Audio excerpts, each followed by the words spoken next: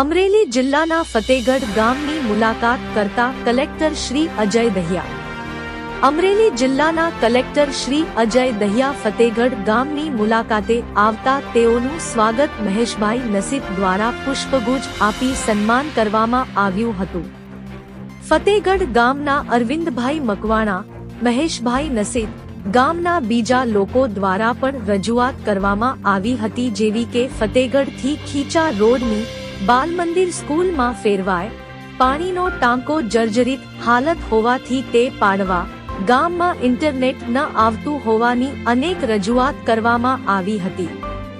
ફતેગઢ ગામના પ્રશ્નોની રજૂઆત રૂબરૂ સાંભળતા કલેક્ટર શ્રી અજય દહિયા. રિપોર્ટર ડામોર વનરાજભાઈ ધારી.